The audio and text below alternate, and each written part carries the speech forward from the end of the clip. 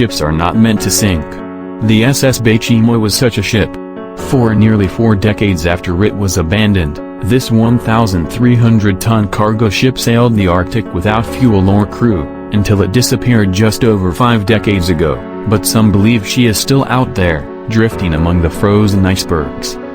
SS Baychimo was launched in 1914, originally as Angermanelven, after one of Sweden's longest rivers, Angerman. She was designed and built by the Swedish shipbuilders Lindholmens, for a German company based in Hamburg. The vessel had a steel hull 230 feet long, and was powered by a triple expansion steam engine. She was also outfitted with schooner rigging. Angermanelven was used as a trading vessel, by her German owners around the Baltic Sea, sailing between Hamburg and Sweden until the First World War began. Following the Great War, she was ceded to the British government, as part of Germany's war reparations, and was acquired by the Hudson's Bay Company in 1921, where she was renamed as Baychimo. Based in Ardrossan, Scotland, Baychimo made routine trips across the North Atlantic, between her home port and Canada, visiting trading posts, and collecting pelts. In 1923, Baychimo was assigned to a different route, this time in the Western Arctic, traveling between Vancouver and the Hudson's Bay Company's posts, along the Yukon and Northwest Territories' northern coast.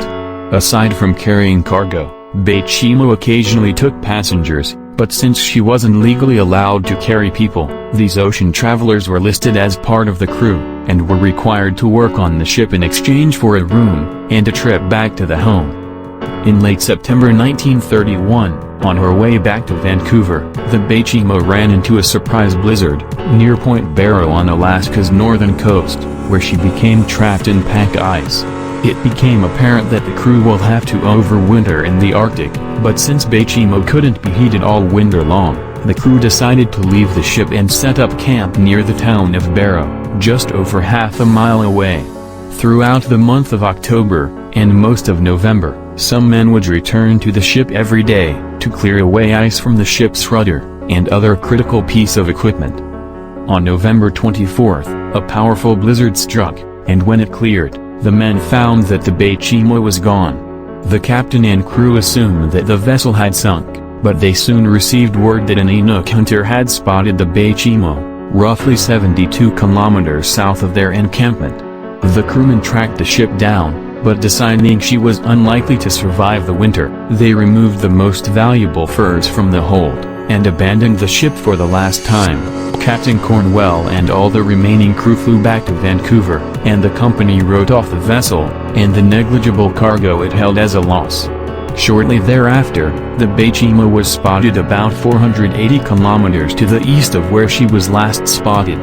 The following year, she was seen again floating near the shores of Alaska. In the decades that followed, numerous people sighted the Baychimo all around the Arctic, peacefully adrift in the frigid waters.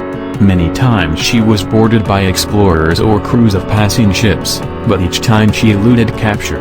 Once, a group of Alaska natives boarded her, and were trapped aboard for 10 days by a freak storm. In 1969, 38 years after she was abandoned, she was found trapped in an ice pack in Beaufort Sea, between Point Barrow and Icy Cape, off the northwestern Alaskan coast. That was the last recorded sighting of Baychimo.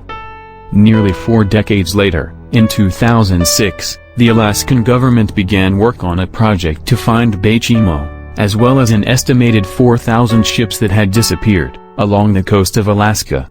The search yielded nothing.